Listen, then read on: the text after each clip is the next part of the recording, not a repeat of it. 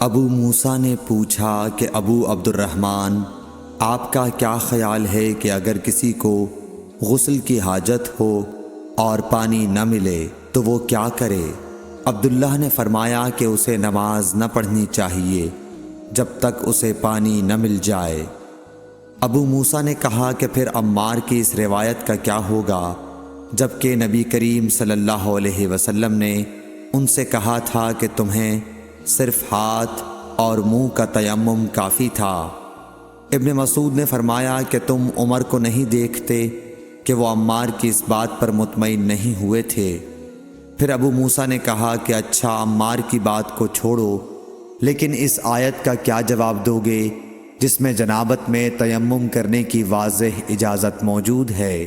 عبداللہ بن مسعود اس کا کوئی جواب نہ دے سکے، صرف یہ کہا کہ اگر ہم اس کی بھی لوگوں کو اجازت دے دیں تو ان کا حال یہ ہو جائے گا کہ اگر کسی کو پانی ٹھنڈا معلوم ہوا تو اسے چھوڑ دیا کرے گا اور تیمم کر لیا کرے گا۔ اعمش کہتے ہیں کہ میں نے شفیق سے کہا کہ گویا عبداللہ نے اس وجہ سے یہ صورت ناپسند کی تھی، تو انہوں نے جواب دیا کہ ہاں۔ صحیح بخاری حدیث نمبر 346۔ حضرت ابو موسیٰ رضی اللہ تعالی عنہ نے حضرت عبداللہ بن مسعود سے کہا کہ اگر ایک شخص کو غسل کی حاجت ہو اور مہینہ بھر پانی نہ پائے تو کیا وہ تیمم کر کے نماز نہ پڑھے؟ شفیق کہتے ہیں کہ حضرت عبداللہ بن مسعود نے جواب دیا کہ وہ تیمم نہ کرے اگرچہ وہ 1 مہینے تک پانی نہ پائے اور نماز موقوف رکھے۔ ابو موسیٰ نے اس پر کہا کہ پھر سورہ مائدہ کی اس آیت کا کیا مطلب ہوگا؟ اگر تم پانی نہ پاؤ تو پاک مٹی پر تیمم کر لو۔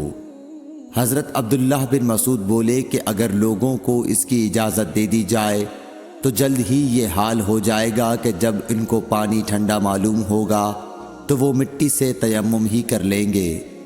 اعمش نے کہا، میں نے شفیق سے کہا تو تم نے جنبی کے لیے تیمم اس لیے برا جانا؟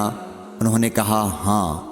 پھر حضرت ابو موسیٰ اشعری رضی اللہ تعالیٰ عنہ نے فرمایا کہ کیا آپ کو حضرت عمار کا حضرت عمر بن خطاب رضی اللہ تعالیٰ عنہ کے سامنے یہ قول معلوم نہیں کہ مجھے رسول اللہ صلی اللہ علیہ وسلم نے کسی کام کے لیے بھیجا تھا، سفر میں مجھے غسل کی ضرورت ہو گئی لیکن پانی نہیں ملا، اس لیے میں مٹی میں جانور کی طرح لوٹ پوٹ لیا۔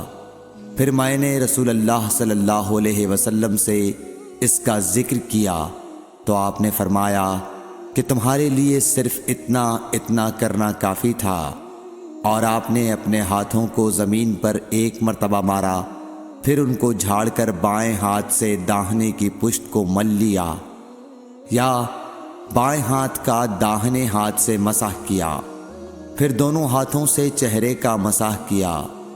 عبداللہ نے اس کا جواب دیا کہ آپ عمر کو نہیں دیکھتے کہ انہوں نے عمار کی بات پر قناعت نہیں کی تھی؟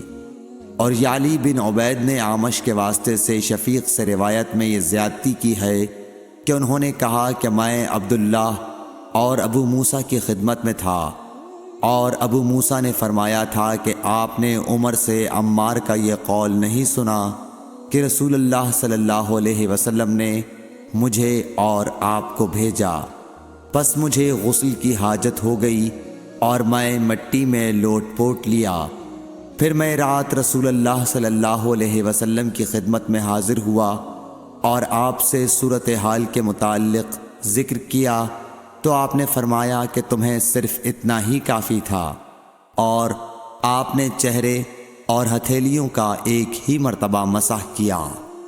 صحیح بخاری حدیث نمبر 347۔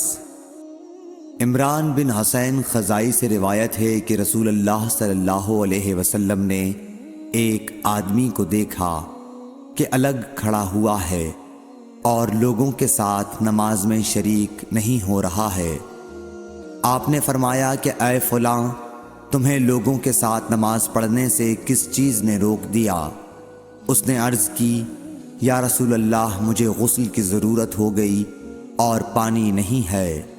آپ نے فرمایا پھر تم کو پاک مٹی سے تیمم کرنا ضروری تھا، بس وہ تمہارے لیے کافی ہوتا۔ صحیح بخاری حدیث نمبر 348۔